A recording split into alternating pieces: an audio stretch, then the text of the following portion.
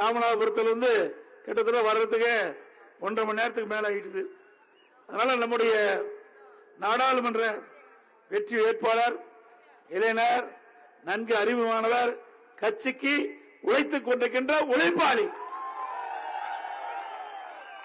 அவர் கட்சியிலே கிளைக்கழக செயலாளர் படிப்படியாக உணர்ந்து ஒன்றிய செயலாளராகி இப்பொழுது இன்றைக்கு அனைத்து இந்திய அண்ணா திராவிட முன்னேற்ற கழக ஆட்சி மன்ற குழுவால் இன்றைக்கு அனைத்து இந்திய அண்ணா திராவிட முன்னேற்ற கழகத்தினுடைய சிவகங்கை நாடாளுமன்ற தொகுதி வெற்றி வேட்பாளராக நிறுத்தப்பட்டிருக்கின்றோம்.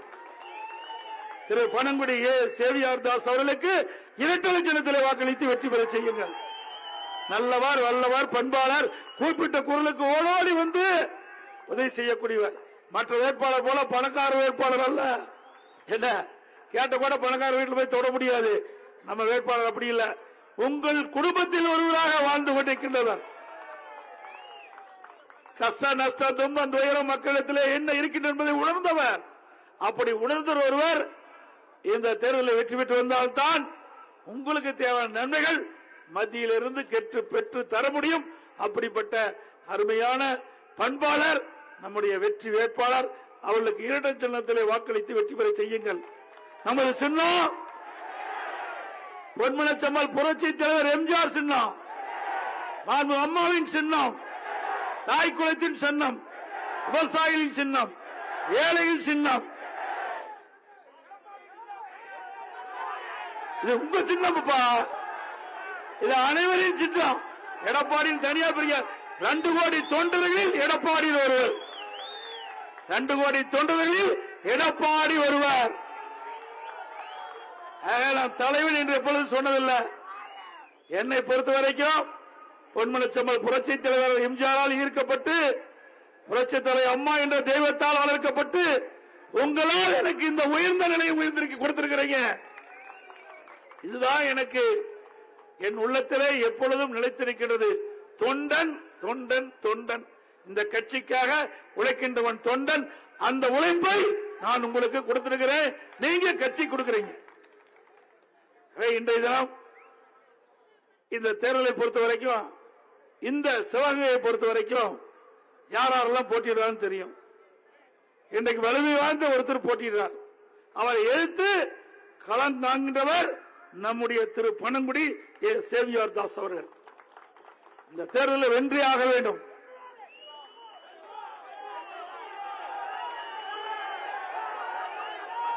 இது போலும் உங்களுடைய வார்த்தை 100% வெற்றி கொடுக்கும். நீங்க கிராமத்தில் சொல்லுவாங்க, விளையும் பயிர் முளையிலே தெரியும் சொல்லுவாங்க. ஒரு வெற்றி உங்களுடைய குரல்ல, உங்களுடைய எழுச்சியான முகத்தில் பார்த்தாலே தெரியுது. வெற்றி என்பது நிச்சயிக்கப்பட்டது. அவர் பல லட்சம் வாக்கு வித்தியாசத்தில் வெற்றி பெற்று சிவகங்கை நாடாளுமன்ற தொகுதி இன்றைக்கு தமிழகத்தில் இருக்கின்ற 39 தொகுதியில அதிக வாக்கு வித்தியாசத்திலே வெற்றி பெற்ற தொகுதி சிவகங்கை நாடாளுமன்ற தொகுதி என்ற ஒரு நிலையை உருவாக்கி தாருங்கள். அது மட்டுமல்ல, இன்றைய தினம் சிவகங்கை சீமை என்றாலே வீரமங்கை வேலி நாச்சியாரும் மாமன்னர் மருது பாண்டியர் அவர்களும் வீரத்தாய் குயிலி போன்றவர்கள் வீரமிக்க இவர்களெல்லாம் பிறந்த மண் இந்த மண். அப்படிப்பட்ட மண்ணில் பேசுகின்ற வாய்ப்பை, பாக்கியத்தை இருவரும் தலைவர்கள் எனக்கு வழங்கி இருப்பது மகிழ்ச்சி அளிக்கிறது. உங்கள் முன் இப்படிப்பட்ட ஒரு உரை ஆற்றுவதற்கு இருவரும் தெய்வங்கள் இந்த வாய்ப்பை திறந்திருக்கின்றார். இருவரும் தெய்வத்துக்கு நன்றி தெரிவித்து, இன்றைய தினம் திரு ஸ்டாலின் அவர்கள் நிறைய சவால் விட்டு இருக்கார். பச்சை பொய்யா சொல்லிட்டு இருக்காரு. பச்சை பொய் ஸ்டாலின் சொல்லலாம். பச்சை பொய், பொய்க்கு சொந்தக்காரர். மூட்டை மூட்டையா பொய் அவிழ்த்து விடுவார். ஏகப்பட்ட மூட்டை அவிழ்த்து விட்டுட்டார். பேசுவது பூரா பொய். பொய் பேசுவதற்கு நோபல் பரிசு கொடுக்கணும், ஸ்டாலின் கொடுத்தா பொருத்தமா இருக்கும். இன்றைய தினம் திரு ஸ்டாலின் அவர்கள் 2021 சட்டமன்ற தேர்தல் போது, 2019 நாடாளுமன்ற தேர்தல் போது அவர் கொடுக்கப்பட்ட அறிவிப்புகள் நிறைவேற்றப்பட்டதாக ஒரு பச்சை பொய் சொல்லிட்டு இருக்காரு. நிறைவேற்றிருக்காருங்களா? நிறைவேற்றிருக்காரா? பொய் தானே பேசுறாரு. இன்னும் இந்த பகுதியை பொறுத்த வரைக்கும் விவசாயிகள் நிறைந்த பகுதி. பிரதான தொழிலே விவசாயம். நானும் ஒரு விவசாயி. விவசாயி இந்த நாட்டை ஆளக்கூடிய வாய்ப்பை நீங்கள் கொடுத்தீர்கள். அந்த காலகட்டத்தில் விவசாயிகள் ஏற்றம் பெறுவதற்கு நிறைய திட்டங்களை கொண்டு வந்து அதன் மூலமாக இந்த மாவட்டம் செழித்தது. குறிப்பா சொல்ல வேணும்னா இந்த பகுதி கொஞ்சம் வறட்சியான பகுதி. நீர் இருந்தா தான் விவசாயம் செய்ய முடியும். அந்த நீரை இந்த சிவகங்கை மாவட்ட மக்களுக்கு கொடுக்க என்பதற்காக காவிரி குண்டார் என்ற அற்புதமான திட்டத்தை நான் கொண்டு வந்தேன். 14,000 கோடி. அந்த பெரிய திட்டத்தை புதுக்கோட்டை மாவட்டத்தில் அறிவிச்சவர் டாக்டர் விஜயபாஸ்கர் அவர் முன்னிலையில் நான் என்னுடைய தலைமையில் நான் அந்த கால்வாய் வெட்டுகின்ற பணியை துவக்கி வச்சோம். இன்னைக்கு நிறுத்தப்பட்டு விட்டது.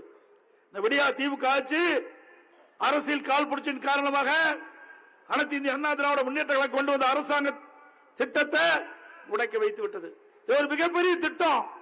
14,000 கோடி மாநில நிதி இன்றைக்கு காவிரியில் இருக்கின்ற உபரி நீர் கடைக்கோட்டி குண்டார் வரை கொண்டு போவதற்காக சிவகங்கை மாவட்ட வழியாக பிரதான கால்வாய் வெட்டுவதற்காக திட்டம் தீட்டப்பட்டு செயல்படி கொடுத்தோம்.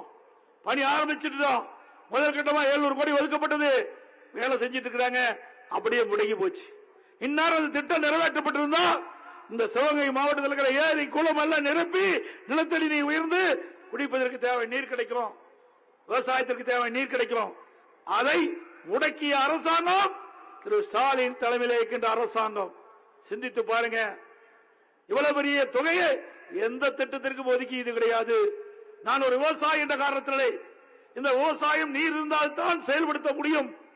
நீரின்றி இருக்கின்ற மாவட்ட மக்களுக்கு இந்த மாவட்டத்தினுடைய மத்திய பகுதியிலே அந்த கால்வாய் அமைக்கிற பணியை திட்டமிட்டிருந்தோம். இன்றைய தினம் முடக்கப்பட்டுகின்றது. மீண்டும் உங்களுடைய ஆதரவால் அனைத்து இந்திய அண்ணா திராவிட முன்னேற்ற கழக அரசு அமையும், திட்டம் நிறைவேறும். அது மட்டுமல்ல, நம்முடைய நாடாளுமன்ற வெற்றி பெற்று போகின்ற பொழுது மத்திய அரசு திட்டங்களை பெற்று வாங்க முடியும். இன்றைக்கு விடியா திமுக அரசுல இன்றைக்கு பல பேர் நாடாளுமன்ற தேர்ந்தெடுத்தாங்க. அதை கூட்டணி கட்சி சேர்ந்தவர்களும் பல பேர் வெற்றி பெற்று வந்தாங்க. 2019 கிட்டத்தட்ட திராவிட முன்னேற்ற கழகம் கூட்டணியும் 38 பேர் வெற்றி பெற்றாங்க. 38 நாடாளுமன்ற வெற்றி பெற்றோம். நாடாளுமன்றத்தில் தமிழ்நாட்டு மக்களுக்கான தேவையான திட்டங்களை பெறுவதிலே சுணக்கம் காட்டினார்கள். எந்த திட்டத்தையும் கொண்டாடல. தேவையான நிதி கிடைக்கல. இன்னைக்கு ஸ்டாலின் புலம்புகிறார், மிக்ஜாம் புயல் மிக்ஜாம் புயல் என்று. அந்த புயலால மழை தான் பெஞ்சது, காத்தடிக்கல. இதற்கு தாக்கு பிடிக்க முடியல ஸ்டாலினால. மத்திய அரசு நிதி கொடுக்கல, மத்திய அரசு நிதி கொடுக்கல புலம்புறாரு. எப்பதான் மத்திய அரசு நிதி கொடுத்தது? அண்ணா திமுக ஆட்சி இருந்தது. நானும் முதலமைச்சர் இருந்தேன். கஜா புயல் தென் மாவட்டம், இன்றைக்கு நாகப்பட்டினம் மாவட்டம், மயிலாடுதுறை மாவட்டம், தஞ்சாவூர் மாவட்டம், இன்றைக்கு புதுக்கோட்டை மாவட்டம் ஒரு பகுதி. அங்க இருக்கிற மாவட்டத்தில் இருக்கிற எல்லாம் மரங்கள் எல்லாம் சாஞ்சி போச்சு. மாமரம் சாஞ்சி போச்சு, தென்னை மரம் சாஞ்சி போச்சு. பயிர்கள் எல்லாம் கனமழையில எல்லாம் சேதமாகி போச்சு. இன்றைக்கு கரண்ட் கம்பம் அத்தனையும் மின் கம்பம் அத்தனையும் சாஞ்சி உடைஞ்சு போச்சு. துணைமணி அந்த காத்துல நிலை விழுந்து போச்சு. டிரான்ஸ்பார்மர் பூரா ஃபெயிலியர். இப்படிப்பட்ட நிலை. 2 லட்சம் மின்கம்பங்கள் நட்டோம். அங்க மட்டும் அந்த 3 மாவட்டத்தில் 2 லட்சம் மின்கம்பங்கள் நட்டோம். துணைமின் நிலையத்தை சரி செஞ்சோம். அதே போல டிரான்ஸ்பார்மர் சரி செஞ்சோம். கிட்டத்தட்ட 1 மாத காலம் அமைச்சர்களே அங்கே முகாமிட்டு இன்றைக்கு அந்த கஜா புயல் வேகத்தில் நிவாரணம் அளித்து இன்றைக்கு அடிச்சூடு இல்லாம அந்த நிவாரண பணி கொண்ட அரசாங்கம் அதிமுக அரசாங்கம். ஒரு புயல் கொஞ்சம் தான் மழை வந்தது, அதுக்கே ஸ்டாலின் நிதி கொடுக்கல புலம்பிட்டு இருக்காரு. எத்தனை புயல், வர்தா புயல், கஜா புயல், தானே புயல், புயல் என்று புயலை பார்த்த அரசாங்கம் அதிமுக அரசாங்கம். மத்தியிலிருந்து நிதி கொடுக்கலீங்கன்னா நீ மாநிலத்திலிருந்து நீ செலவழி. மாநில மக்கள் தான் உங்களை ஓட்டு போட்டு முதலமைச்சர் ஆக்கியிருக்காங்க. மத்திய அரசு நிதி வரை நீ காத்திருக்கலாமா? அந்த மிஜா புயல் பாதிக்கப்பட்ட தூத்துக்குடி, திருநெல்வேலி, அதேபோல தென்காசி, கன்னியாகுமரி, சென்னை புறநகர் மாவட்டம், செங்கல்பட்டு மாவட்டம், காஞ்சிபுரம் மாவட்டம், திருவள்ளூர் மாவட்டம் எல்லாம் கடுமையான சேலம். ஆனா 2 நாட்கள் உணவு கொடுக்க முடியல. இதே வர்தா புயல் சென்னையில் அடிச்சது. கிட்டத்தட்ட 6 லட்சம் மரங்கள் சாய்ந்தன. 2 லட்சம் மரங்களை வெட்டி அப்புறப்படுத்தணும். ஒரு வீதியிலிருந்து அடுத்த வீதிக்கு போக முடியல. மின்கம்பம் சாஞ்சி போச்சு, மின்சாரம் துண்டிச்சு போச்சு. வேகமா துரிதமா புயல் வேகத்துல பணியாற்றி சரி செஞ்சு மின் இணைப்பு கொடுத்தோம். வெறும் மழை பெஞ்சதுக்கே தாக்கு பிடிக்க முடியல. என்னென்னலாம் பேசுறாங்க தெரியுங்களா? நான் நேற்றைய தினம் சென்னையில பேசும்போது அதெல்லாம் போட்டு காட்டினேன். ஒவ்வொரு அமைச்சரும் 5000 கோடி இந்த மழைநீர் வடிகால் வசதிக்கு செய்து கொடுத்தோம். 80% நிறைவேற்றிட்டாச்சு, 90% நிறைவேற்றியாச்சு. முதலமைச்சர் 99% நிறைவேற்றின்னு சொல்லிட்டு இதை நம்பி மக்கள் யாருமே உடைமைகள்லாம் பத்திரமா எடுத்து வைக்கல. மழை பெஞ்சதே தேங்கி அந்த உடைமைகள்லாம் வீட்டுக்குள்ள தண்ணி புகுந்து உடைமைகள்லாம் வீணா போச்சு. இதை எதற்காக சொல்லிட்டு சொன்னால் முன்னெச்சரிக்கை மக்களுக்கு கொடுக்கல, இதனால பாதிக்கப்பட்டாங்க. இன்னைக்கு நான் தூத்துக்குடிக்கு போனேன். நான் மழை பெஞ்ச உடனே எக்ஸாம் புயல் மழை பெஞ்ச உடனே தூத்துக்குடிக்கு போனேன். மக்கள் எல்லாம் உணவு கிடைக்காமல் தடுமாறி கொண்டிருந்தார்கள். நான் போயிட்ட பொழுது 2 லாரியில அந்த நிவாரண பொருள் கொண்டு போயிருந்தேன். தண்ணி முழங்கால் தண்ணி இருந்து அதிலேயே நிவாரண பொருள் கொடுத்தேன். அந்த காலகட்டத்தில் இன்றைய முதலமைச்சர் திரு ஸ்டாலின் அங்க டெல்லியில இந்திய கூட்டணி மீட்டிங் நடந்து அங்க போய் கலக்க போறார். இங்க மக்கள் துன்பப்பட்டு இருக்கிறாங்க. தண்ணி வீட்டுக்குள்ள பூந்து 10 அடி தண்ணி நிக்குது வீட்டுக்குள்ள, சாப்பாடு கிடையாது, அது பொருள் எல்லாம் நாசமாயிடுது தண்ணியில. இப்படிப்பட்ட நிலைமையில இவர் இந்தியா கூட்டணிக்கு பேச போயிட்டார். மக்களுக்கு தவிச்சிட்டு இருக்கிறாங்க. உண்மையால முதலமைச்சராக இருந்தா மக்கள் பாதிக்கப்பட்டுடன் ஓடோடி இந்த மக்களை பார்த்து ஆறுதல் சொல்லியிருந்தா ஒரு திறமையான முதலமைச்சர். ஆட்சி அதிகாரத்துக்காக நீங்க டெல்லி போனீங்க. நாங்க மக்கள் பாதிக்கப்பட்ட பொழுது ஆட்சியில இருந்தாலும் இல்லாவிட்டாலும் மக்கள் சேவை செய்வதிலே முதல் கட்சி அதிமுக கட்சி. அதை நாங்கள் செயல் காட்டினோம். தூத்துக்குடிக்கு போனோம், திருநெல்வேலிக்கு போனேன், கன்னியாகுமரி வரை போயிட்டு வந்தோம். அனைத்து இந்திய அண்ணா திராவிட முன்னேற்ற கழகம் எப்பொழுதும் மக்களுக்கு சேவை செய்கின்ற கட்சி என்பதை ஒவ்வொரு முறையும் நாங்கள் நிரூபித்துக் கொண்டிருக்கின்றோம். மக்கள் ஒரு ஆட்சி, திமுக ஆட்சி. இன்றைய தினம் கூட இந்த பகுதியில் விவசாயிகள் இருந்த பகுதி, இன்னைக்கு வறட்சியால் பாதிக்கப்பட்ட விவசாயிகளுக்கு அதிமுக ஆட்சி இருக்கின்ற போது வறட்சி நிவாரணம் கொடுத்தோம். இயற்கை சீற்றத்தால் பாதிக்கப்பட்ட விவசாயிகளுக்கு பயிர் காப்பீட்டு திட்டத்தின் மூலமாக இழப்பீடு தொகை கொடுத்தோம். விவசாயிகள் தொடக்க வேளாண் வங்கியிலே பயிர்க்கடன் வாங்கி இருந்தாங்க. அம்மா இருக்கும்போது ஒரு பக்கம் 2016 தள்ளுபடி, 2021 அனைத்து இந்திய அண்ணா திராவிட முன்னேற்ற கழக அரசு இருக்கின்ற பொழுது நான் முதலமைச்சர் இருக்கின்ற பொழுது விவசாயிகள் கோரிக்கை வைத்தார்கள். தொடக்க வேளாண்மை வங்கியிலே பயிர்க்கடன் பெற்றுக்கிட்டோம், தள்ளுபடி செய்ய வேண்டும் என்று. அப்பொழுது 12,110 கோடி தள்ளுபடி செய்த அரசாங்கம் அதிமுக அரசாங்கம் திரு ஸ்டாலின் அவர்களே. ஆனா இவர்கள் கொடுக்கப்பட்ட வாக்குறுதி என்ன நிறைவேற்றினாங்க? 5 சவரனுக்கு குறைவாக நகை வைத்திருக்கின்றவர்கள் ஏழைகள் அங்க இருக்கின்ற கூட்டுறவு அமைப்பில் போய் நகைய வச்சு பணத்தை வாங்கி செலவு செய்யலாம் சொன்னாங்க. அதை நம்பி 48 லட்சம் பேர் அந்த கூட்டுறவு அமைப்பில் போய் நகையெல்லாம் வச்சு பணத்தை வாங்கி அருமையை செலவு பண்ணிட்டாங்க. ஒரு கூட்டத்துக்கு உதயநிதி ஸ்டாலின் போறார். அப்போ பெண்கள் எல்லாம் காதுல தோடு போட்டிருந்தாங்க, கழுத்துல செயின் போட்டிருந்தாங்க. அப்ப பார்த்தாரு உதயநிதி ஸ்டாலின், இப்பவா போட்டுட்டு இருக்கிறீங்க, அடுத்த கூட்டத்துக்கு வரும்போது இதெல்லாம் இருக்க கூடாதுன்னு என்னமோ நினைச்சாரே என்னமோ தெரியல. தாய்மார்களே, சகோதரிகளை ஏற்கனவே அறிவித்து விட்டார் திரு ஸ்டாலின் அவர்கள். ஓடுங்க, உடனே காதில் போட்டிருக்க தொடக்க வேளாண்மை கூட்டுறவுல வைங்க, பணத்தை வாங்குங்க, செலவு பண்ணுங்க. கழுத்துல செயின் போட்டிருந்தாங்க. நம்ம தாய்மார் நினைச்சாங்க 5 சவரனுக்கு குறைவாதான் இருக்குது, 2ஆ வெட்டு, 2ஆ பண்ணி 4.5 பவுன் வச்சு 2 பேருக்கு மேல வச்சு பணத்தை வாங்கி செலவு பண்ணிட்டாங்க. இப்ப ஆட்சிக்கு வந்த பிறகு என்ன சொல்றாங்க? தகுதியானவருக்கு தான் அந்த 5 சவரனுக்கு குறைவாக நகை வைத்து பணம் பெற்றவர்கள் தள்ளுபடி தகுதி நிர்ணயிச்சிட்டாங்க. 48 லட்சம் பேர் நகையை வச்சு பணத்தை வாங்கி செலவு பண்ணிட்டாங்க. நகை திருப்ப முடியல.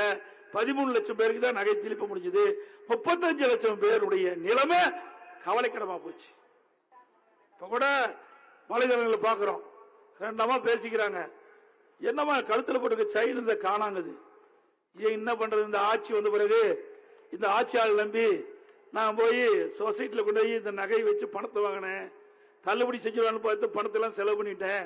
இப்ப பணத்தை கட்ட சொல்லிட்டாங்க, நகை போனதான் மிச்சம் அப்படின்னு வலைதளங்கள் வரும்போது பார்த்தேன். இதுதான் நிலைமை. இப்ப அந்த 35 லட்சம் பேரும் அந்த கூட்டுறவு அமைப்பு வட்டியோட பணத்தை கட்டினா தான் உங்க நகை திருப்ப முடியும் சொல்லிட்டாங்க. அந்த வட்டியும் குறிப்பிட்ட நாளைக்கு பிறகு அப்புறமா வெட்டி போட்டாங்க. நகை போச்சு. உதயநிதி ஸ்டாலின் மனசுக்குள்ள நினைச்சது சாச்சிட்டாரு. காதல் இருக்கிற தோடும் போச்சு, கழுத்துல போட்ட செயினும் போச்சு. ஓட்டு போட்டதுக்கு பரிசு கொடுத்தது திமுக. ஓட்டு போட்டதுக்கு பரிசு கொடுத்துட்டாங்க. பேசாத இந்த திட்டத்தை அறிவிக்காத இருந்தா இந்த 35 லட்சம் பேரு நகையை கொண்டு போய் சொசைட்டில வச்சு பணம் பெற்றிருக்க மாட்டாங்கல்ல. அவருடைய நகை அவிட்டே இருந்திருக்கும்ல. இது ஏப்பா இப்படிப்பட்ட அறிவிப்பை கொடுத்து மக்களை படாத பாடுபடுத்துற? மக்கள் ஏற்கனவே ஏழையா இருக்கிறாங்க. பரம ஏழையாக்குனதுதான் திமுகவுடைய சாதனை. வேற என்ன சாதனை பண்ண? உங்களுடைய பேச்சை நம்பி, உங்களுடைய தேர்தல் அறிக்கையை நம்பித்தானே இந்த ஏழைகள் தங்கள் அணிந்திருந்த நகைகளை கொண்டு போய் கூட்டுறமைப்புகளை வச்சு பணத்தை வாங்கி செலவழிச்சுட்டாங்க. இப்படித்தான் பித்தலாட்டம் பண்ற கட்சி திமுக கட்சி. மக்களை ஏமாற்றிக்கிட்ட கட்சி திமுக கட்சி. அதோட இன்னொன்னு அழகா பேசுவாங்க. எங்கப்பா அந்த பொட்டி?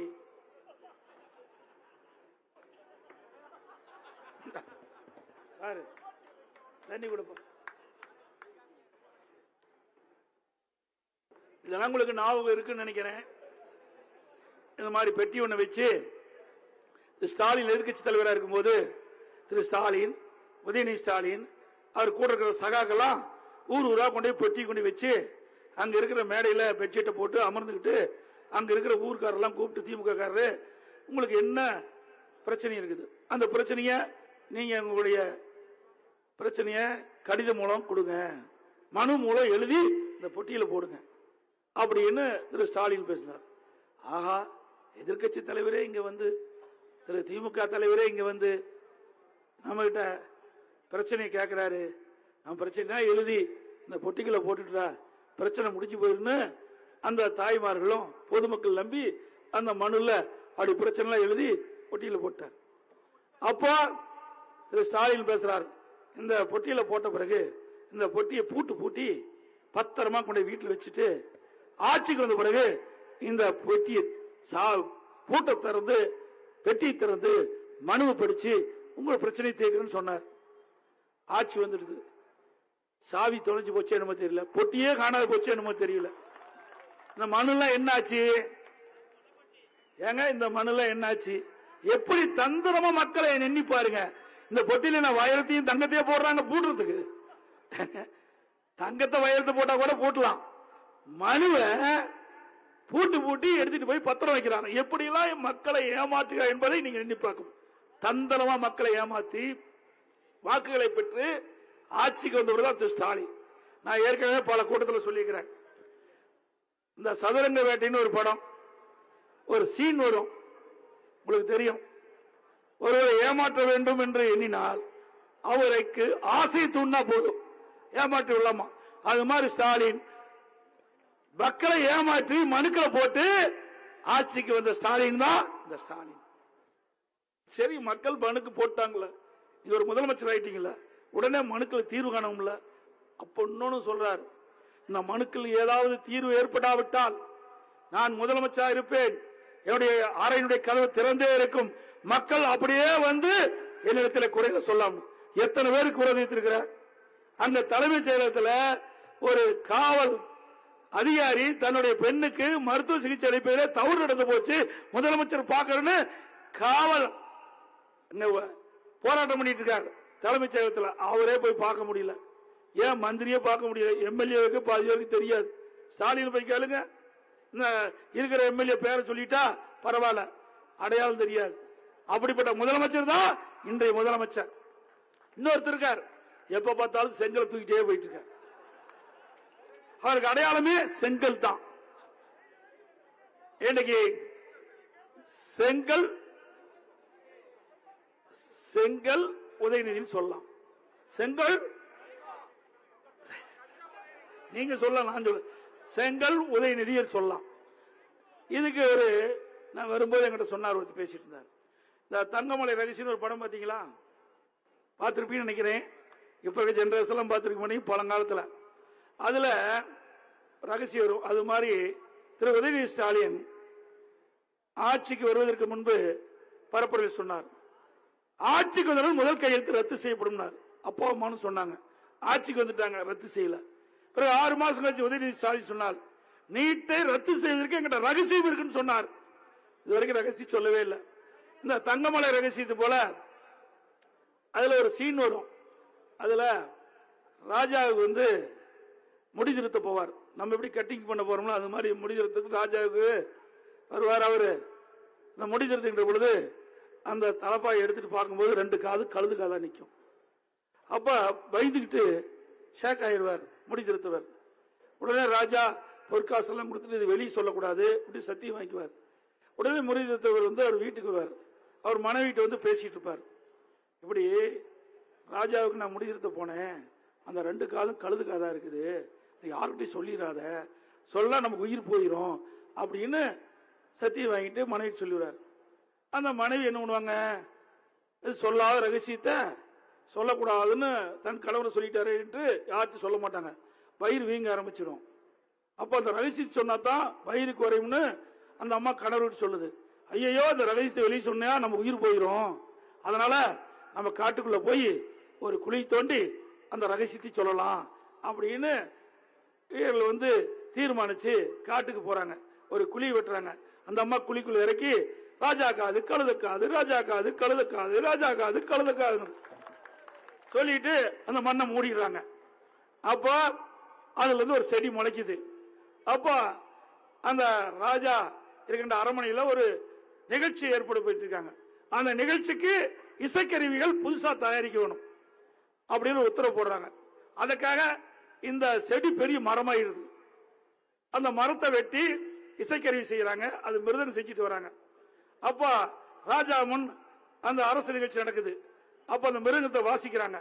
அந்த மிருகத்தை அடிக்கும் போது ராஜா காதுங்குது. ஒரு அடி அடிச்சா ராஜா காதுங்குது, 2வது அடிச்சா கழுது காதுங்குது.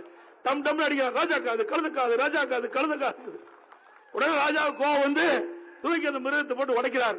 அந்த சுக்கு நூறா போகும்போது அது எல்லா பீஸும் அந்த உதிரியா உடைஞ்சு போன அதெல்லாம் பாகங்கள்லாம் ராஜா காது காது காது, ராஜா காது கழுது காது, ராஜா காது கழுது காது எல்லாம் ஜங்கு ஜங்குன்னு குதிக்குது.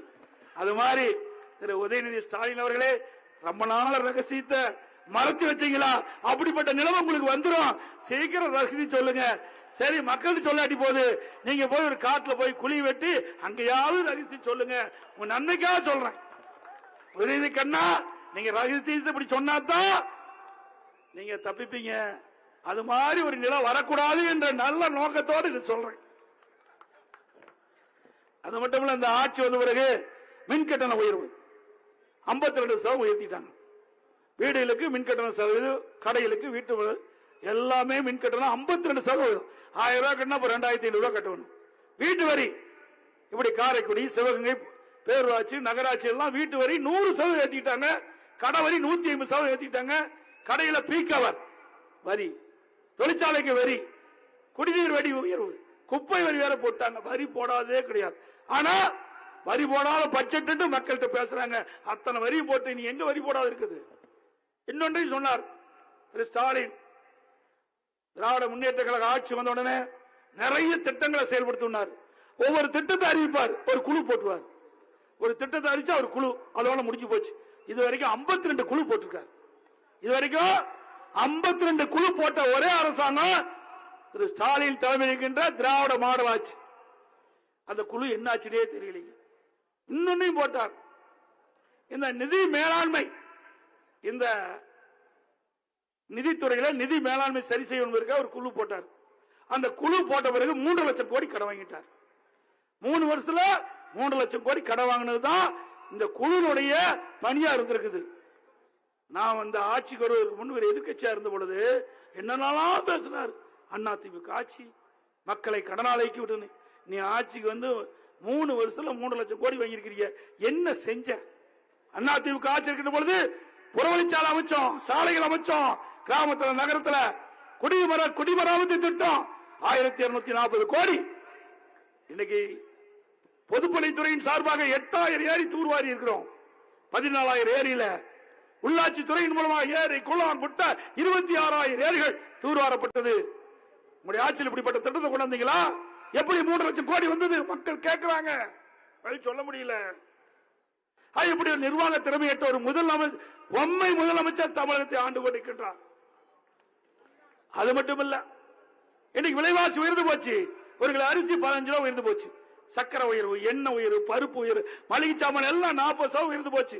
ஏழை மக்கள் கடுமையா பாதிக்கிறாங்க. வேலை வாய்ப்பு குறைவு. இந்த ஆட்சியில மக்கள் ஏழைகள் துன்பப்பட்டுக் கொண்டிருக்கிறாங்க. அது மட்டும் இல்ல, கிராமத்தில் 100 நாள் வேலை திட்டத்தை 150 நாளா உயர்த்தினாங்க. இதுவரைக்கும் உயர்த்தவே இல்லை. அதில் பணிபுரிகின்ற பெண் ஊழியருக்கு ஊதிய உயர்வுனாங்க, அதுவும் கொடுக்கல. ஆக கொடுக்கப்பட்ட வாக்குறுதி எதுவுமே நிறைவேற்றலைங்க. கல்வி கடன் ரத்து இல்ல. நாளைக்கு தங்கம் அதிமுக ஆட்சியில கொடுத்தோம் 25,000, 50,000 சவரன், ஒரு சவரன் கொடுத்தோம். விடியா திமுக ஆட்சியில தேர்தல் அறிக்கையில் சொன்னாங்க 25,000 30,000 ஆக்குறோம், 50,000 60,000 உயர்த்தினாங்க. திட்டத்தையே ரத்து பண்ணிட்டாங்க. பெட்ரோல் டீசல் விலை குறைப்புன்னு சொன்னாங்க. பெட்ரோலுக்கு மட்டும் 3 ரூபாய் குறைச்சாங்க, அதுக்கு பின்னாடி குறைக்கல. டீசலுக்கு 4 ரூபாய் குறைக்கிறாங்க, இது வரைக்கும் குறைக்கல. இப்ப தேர்தல் அறிக்கையில் சொல்றார், இந்தியா கூட்டணி ஆட்சிக்கு வந்தவுடன் டீசல் 65,000 65 ரூபாயா? இது நடக்கிற காரியமா? ஏன் இப்ப குறைய? இப்ப மாநில அரசாங்கம் போடுகிற நிதியிலிருந்து குறைய, மாநில அரசாங்கம் போட்ட வரியிலிருந்து குறைய. பக்கத்தில் கர்நாடக அரசு 8 ரூபாய் குறைச்சிட்டு இருக்குது, பாண்டிச்சேரி 6 ரூபாய் குறைச்சிருக்கு ஒரு லிட்டரு. நீங்க அங்க குறைக்க மாட்டேங்கிறீங்க. தேர்தல் அறிக்கையில் குறிப்பிட்டிருக்கீங்களா? எப்ப பேட்டி கொடுத்தாலும் சரி, சட்டமன்றத்தில் பேசினாலும் 2021 சட்டமன்ற பொதுத் தேர்தல் போது திராவிட முன்னேற்ற கழகம் அறிவிக்கப்பட்ட அந்த அறிவிப்புல 98% நிறைவேற்றப்பட்டதா பச்சை பொய் சொல்றார். இப்படி நிறைய திட்டங்களை நிறைவேற்றல. அது மட்டும் இல்ல, இன்னொன்னு சொல்றார், விலைவாசி ஏறி போச்சு, சட்ட ஒழுங்கு அடியோடு சீர்கெட்டு போச்சு. எங்க பார்த்தா கொலை, கொள்ளை, திருட்டு, வழிப்பறிவு நடக்காத நாளே கிடையாது. மின் கட்டண உயர்வு, சொத்து வரி உயர்வு, சட்ட ஒழுங்கு சீர்கெட்டு போச்சு. இன்றைக்கு இவ்வளவு இருந்து நீங்கள் நலமான்னு கேட்கிறார். நீங்களும் நலமாவே இருக்கிறீங்க, நீங்கள் நலமான்னு கேட்கிறார். எங்கயா நலமா இருக்கிறது விட்டு வச்ச? நீ எப்பொழுது ஆட்சிக்கு வந்ததோ அப்போது தமிழ்நாட்டுக்கு 7 சனி முடிச்சிடுது. நீங்க நலமாவா? மக்கள் இப்படிப்பட்ட துன்பத்தில் தவிச்சிட்டு இருக்கிறாங்க. நீங்க நலமான்னு கேட்கிற ஒரே முதலமைச்சர் இந்தியாவில் தமிழ்நாடு முதலமைச்சர் தான். இன்றைக்கு இந்தியாவில் எத்தனையோ மாநிலம் இருக்குது, ஒரு திறமையற்ற ஆட்சி செய்கின்ற ஒரே மாநிலம் தமிழ்நாடு தான். கலெக்ஷன், கமிஷன், கரப்ஷன் சரியா நடக்குது. இன்னொருத்தர் இருக்கார் 10 ரூபா ஆளு, மதுபான கடையில ஒரு நாளைக்கு 1 கோடி பாட்டில் விற்குது. அதுல ஒவ்வொரு பாட்டிலுக்கு 10 ரூபா வசூல் பண்றாங்க. அப்படின்னா ஒரு நாளைக்கு 10 கோடி, 30 நாளைக்கு 300 கோடி, வருஷத்துக்கு 3600 கோடி கப்பம் கட்டிட்டு இருந்தார். அது மட்டுமல்ல, எங்கெல்லாம் அதிகமா மதுபான கடையில விற்பனை ஆகுதோ அங்க இருக்கிற பார் எல்லாம் எடுத்துக்கிட்டாரு. ஒருத்தர் கரூர் இருக்கார், எடுத்து அங்க 2 மாசம் அதுக்கு உண்டான டியூ கட்டிட்டு அப்புறம் கட்டல, கள்ளத்தனமா மது வித்தாங்க. அதுல பலாயிரக்கணக்கான கோடி வருவாய் அதிகம். இப்படி கள்ளத்தனமாக மது வித்ததுல வருமானம், இப்படி 10 ரூபா பாட்டிலுக்கு வச்சதுல வருமானம், இப்படி அதிகமான வருமானத்தை ஈட்டி ஒருவர் கப்பம் கட்டிட்டு இருந்தார். அவர் தான் செயல் மறவரா. அவர் தான் செயல் மறுவர். நான் உங்களுக்கு போட்டு காட்டலாம் இருந்தேன், நேரம் ஆகி போச்சு. நான் கரூர்ல போட்டு காட்டினேன், கோயம்புத்தூர்ல போட்டு காட்டினேன். அந்த டிவியில பேசுறாரு திரு இல்ல, அது சரி, முதல்ல போட்டு வச்சிருக்கணும். திரு ஸ்டாலின் அவர் சொல்றாரு, திரு செயல் மறவர சிறையில் அடைச்சிட்டோமா? நாங்களும் அடைச்சோம், நீ தப்பு பண்ண சிறையில் போட்டாங்க, நாங்க என்ன பண்றது? இன்னும் பல பேர் போக போறாங்க. யார் யார் போக போறாங்கன்னு இன்னும் விரைவில் தெரியும். அது மட்டும் இல்ல, இன்னைக்கு போதைப் பொருள் விற்பனை திமுக அயலக அணி ஒரு அமைச்சிருக்காங்க. எந்த கட்சியிலாவது அயலக அணி இருக்குதா? எதுக்காக அயலக அணி விற்கிற? இங்கேயே ஒண்ணும் கிளிக்கல, நீ அயலக அணின்னு வச்சு அந்த அயலக அணி துணை அமைப்பாளர் ஒருத்தர் வெளிநாட்டுக்கு போதைப் பொருள் கடத்துறார். 2000 கோடிக்கு ஒரே தடவை. இப்படி 3 வருஷமா தொடர்ந்து போதைப் பொருள் கடத்திருக்கிறார். பல்லாயிரக்கணக்கான கோரிக்கை. இன்றைக்கு மத்திய போதைப் பொருள் தடுப்பு அதிகாரிகள் ஒரு கைது சிறைச்சாலை அடைச்சிருக்காங்க. அவர் முதலமைச்சருடன் போட்டோ எடுத்திருக்கார். ஏதோ கொடுக்கிறார், என்ன கொடுக்கிறான்னு தெரியல. போட்டோ இருக்குதா இல்லையா? அதோட உதயநிதி ஸ்டாலின் போய் ஏதோ அவர் ஒரு கவர் கொடுக்கிறாரு, அவர்கிட்ட போட்டோ எடுத்திருக்கிறார். யாரு இருக்காருங்க? அது நீங்க சொல்லலாம். முதலமைச்சர் இருக்காருல்ல, இந்த போதை பொருள் கடத்தின குற்றவாளி, அப்புறம் இன்னொருத்தர் இருக்காரு, யாரு பாத்துங்க. இப்படி ரெண்டு பேரும் மாறி மாறி போட்டோ எடுத்துக்கிட்டாங்க. இதெல்லாம் வச்சுக்கிட்டு தான் இந்த போதைப் பொருள் கடத்துகின்ற ஆசாமி பல்லாயிரக்கணக்கான போதைப் பொருளை கடத்திருக்கிறாங்க. இன்றைக்கு பள்ளிக்கு அருகில, கல்லூரிக்கு அருகில எங்க பார்த்தாலும் போதைப் பொருள் விற்பனை. இன்னைக்கு மாணவ செல்வங்கள்லாம் சீரழியக்கூடிய காட்சி இந்த ஆட்சியில் தான் பார்க்கிறோம். இப்பெல்லாம் மாத்திரை வடியில் கிடைக்குது, திரவ வடியில் கிடைக்குது, சாக்லேட்ல கிடைக்குது. இப்படி எல்லாம் புதுசு புதுசா இந்த ஆட்சியில் தான் வந்திருக்குது போதைப் பொருளை. இதற்கு தடுப்பதற்கு கஞ்சா ஆபரேஷன் சொல்லி இதுக்கு முந்தி இருந்த ஒரு டிஜிபி ஒரு அறிவிப்பு கொடுத்தார். 2.0, 3.0, 4.0 கடைசி வரைக்கும் ரிட்டையர் ஆக வரைக்கும் ஓ போட்டுக்கிட்டே போயிட்டார். கஞ்சாவை கட்டுப்படுத்தின மாதிரியே இல்லை. இப்படி எல்லாம் ஒரு நிர்வாக திறமையற்ற அரசாங்கம் திமுக அரசாங்கம். இன்றைக்கு இது சாதாரணமா எடுத்துக்காதீங்க. நாம் பெற்ற பிள்ளை நம் கண் முன்னே இப்படி சீரழியக்கூடிய காட்சி இந்த ஆட்சியில் தான் பார்க்கிறோம். முதியோர்கள் பார்த்தா முதியோர் பார்த்து தேர்ந்தெடுக்கிறாங்க. எந்தெந்த வீட்டில் முதியோர் இருக்கிறாங்க அங்க போய் அவளை அடிச்சு கொலை செஞ்சு அந்த நகையெல்லாம் திருடிட்டு போயிடறாங்க. அதையும் இன்னும் கண்டுபிடிக்க முடியல. இப்படி ஒரு திறமையற்ற அரசாங்கம் இன்றைக்கு தமிழகத்திலே ஆண்டு கொண்டிருக்க என்பதை நேரத்தில் தெரிவித்து, அது மட்டுமல்ல நீட் தேர்வு எப்ப பார்த்தாலும் நீட் சொல்லிட்டு இருக்காரு. அந்த நீட் தேர்வை கொண்டு வந்தது 2010 காங்கிரஸ் ஆட்சி. மத்தியில 2010 காங்கிரஸ் ஆட்சி இருக்கும் போதுதான் நீட் தேர்வு வருது. அப்போ திமுக கட்சியை சேர்ந்த திரு காந்தி செல்வன் அவர்கள் மத்திய சுகாதாரத்துறை இணை அமைச்சராக இருக்கின்றார். அந்த காலகட்டத்தில் நீட் தேர்வு வருது. கொண்டு வந்தது திமுக காங்கிரஸ். அதை தடுத்து நிறுத்துவதற்கு அண்ணா திமுக பாடுபட்டது. அம்மா இருக்கின்ற போது விதிவிலக்கு வாங்கினாங்க. நாம் இருக்கின்ற பொழுதும் நீட்டுக்கு விதிவிலக்கு வாங்குவதற்கு அப்பொழுது அமைச்சர் எல்லாம் கையெழுத்து போட்டு இறுதி வடிவம் பெறுகின்ற பொழுது ஒரு காங்கிரஸ் கட்சி சேர்ந்த முன்னாள் மத்திய அமைச்சருடைய மனைவி, மூத்த வழக்கறிஞர் யார் நீங்களே தெரிஞ்சுக்க, அவர்கள் அந்த நீட் தேர்வு தொடர வேண்டும் என்று நீதிமன்றத்தில் வாதாடி தீர்ப்பு பெற்றாங்க. வேற என்ன பண்ண முடியும்? கொண்டு வந்தது காங்கிரஸ். அதற்காக வாதாடினது முக்கிய காங்கிரஸ் பிரபலுடைய மனைவி. நாங்க என்னங்க பண்ண முடியும்? எங்க மேல பழி சுமத்திட்டு இருக்காங்க. கொண்டு வந்தது அவர்கள், அதை தொடர்வதற்கு வாதாடுவதும் அவர்கள். அனைத்து இந்திய அண்ணா திராவிட முன்னேற்ற கழகம் தொடர்ந்து அதை எதிர்த்து வந்தது. ரத்து செய்வதற்காக பாடுபட்டு நீட் தேர்வை ரத்து செய்வதற்கு பாடுபட்டது அண்ணா திமுக. இதை வேண்டுமென்றே திட்டமிட்டு போற பக்கமெல்லாம் தவறான செய்தி சொல்லி மக்களை குழப்பிக் கொண்டிருப்பது காங்கிரஸ் திமுக. அது மட்டுமல்ல, இன்னைக்கு இது கிராமம் சூழ்ந்த பகுதி, ஏழை மக்கள், ஏழை விவசாயிகள், விவசாய தொழிலாளி ஏழைகள் அதிகமாக இருந்த பகுதி. இந்த பகுதியில் இருக்கின்ற மாணவ செல்வங்கள் MBBS டாக்டர் படிக்க வேண்டும், பல் மருத்துவ படிக்க வேண்டும். அந்த அரசு பள்ளியில் படிக்கின்ற அந்த மாணவ செல்வங்கள் 3,80,000 பேர் படிச்சுட்டு இருந்தாங்க. 2018-19 நீட் தேர்வில் 9 பேர் தான் பாஸ் பண்ணி இன்னைக்கு MBBS தேர்வுக்கு போனாங்க, MBBS படிப்புக்கு போனாங்க. என்னென்ன, நானும் அரசாங்க பள்ளியில படிச்சவன், அந்த உணர்வு எனக்கு ஏற்பட்டது. எப்படியாவது இந்த அரசு பள்ளியை படிக்கின்ற மாணவர்கள் MBBS டாக்டர் ஆகணும், பல் மருத்துவர் ஆகணும் என்பதற்கு நான் சட்டவர்களோடு கலந்து ஆலோசிக்கப்பட்டு 7.5% உள் இடஒதுக்கீடை கொண்டு வந்து சட்டம் இயற்றப்பட்டு அமுல்படுத்தப்பட்டு நிறைவேற்றது. இன்றைக்கு தமிழ்நாடு முழுவதும் ஏழை எளிய குடும்பத்தில் பிறந்த மாணவ மாணவிகள், அரசு பள்ளியில் படித்த மாணவ மாணவிகள் 2160 பேர் இன்றைக்கு MBBS டாக்டரா படிச்சிட்டு இருக்காங்க, பல் மருத்துவரா படிச்சிட்டு இருக்காங்க. அவர்கள் இந்த 7.5% இடஒதுக்கீட்டில் இடம் கிடைச்சாலும் அந்த மருத்துவ கல்வி கட்டணம் செலுத்த முடியல. அதற்காக அம்மாவுடைய அரசு அந்த மருத்துவ கல்வி கட்டணத்தை அரசாங்கமே ஏற்றுக்கொள்ளும் என்ற அந்த அறிவிப்பை கொடுத்து அரசாணை வெளியிட்டு ₹1 செலவு இல்லாம அரசு பள்ளியை படிக்கின்ற மாணவ செல்வங்கள் இந்த MBBS டாக்டரா படிச்சிட்டு இருக்காங்க. திரு ஸ்டாலின் அவர்களே பல் மருத்துவரா படிச்சிட்டு இருக்காங்க. இதுதான் சாதனை, இதான் ஏழை மக்களுக்கு செய்கின்ற உதவி. உங்களை போல இப்படி ஒரு திட்டமாவது கொண்டாந்துருக்கிறியா? எனக்கு முன்னாலே மாவட்ட செயலாளர் சொன்னாரு, ஒரே ஆண்டில் 11 அரசு மருத்துவக் கல்லூரியை கொண்டு வந்து சாதனை படைத்தோம். உங்களால பண்ண முடிஞ்சுதான். 6 சட்டக்கல்லூரி திறந்தோம்.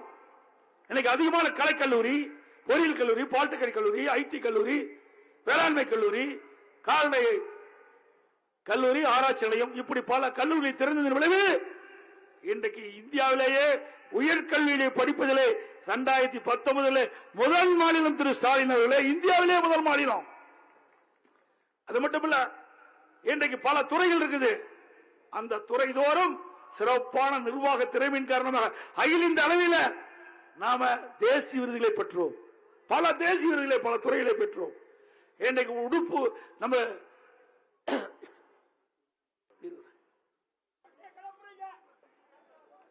மக்கள் நல்வாழ்வுத்துறை துறை, அந்த மக்கள் நல்வாழ்வுத்துறையில உறுப்பு மாற்று அறுவை சிகிச்சை அதுல தொடர்ந்து 5 ஆண்டு காலம் தேசிய அளவில் விருது பெற்றுகிறோம். இந்திய அளவில் விவசாய உற்பத்தி 100 லட்சம் மெட்ரிக் டனுக்கு மேல உணவு தானிய உற்பத்தி பெருக்கி கிஸ்கர்மான் என்ற விருதை பெற்றோம். அதுபோல போக்குவரத்து துறையில விருதுகளை பெற்றோம், மின்சாரத்துறையில விருதுகளை பெற்றோம், உள்ளாட்சியில 140 தேசிய விருதுகளை பெற்று சாதனைப்படுத்த அரசாங்கம், சமூக துறையில விருது, உயர்கல்வியில விருது, இப்படி பல விருதுகளை பெற்று நிர்வாக திறமைமிக்க அரசாங்கம் என்று பெயரை பெற்ற அரசாங்கம் அதிமுக அரசாங்கம். திரு ஸ்டாலின் அவர்களே, உங்களால் இப்படி ஏதாவது பண்ண முடிஞ்சதா? அதிமுக ஆட்சி பார்த்து இருண்ட ஆட்சின்னு சொல்றீங்க. திராவிட முன்னேற்ற கழக ஆட்சி பொறுத்து மக்கள் வராத ஆட்சி இன்றைக்கு நடைபெற்றுக் கொண்டிருக்கின்றது. மக்களுக்காக என்ன செஞ்சீங்க? என்ன திட்டங்களை கொண்டாந்தீங்க?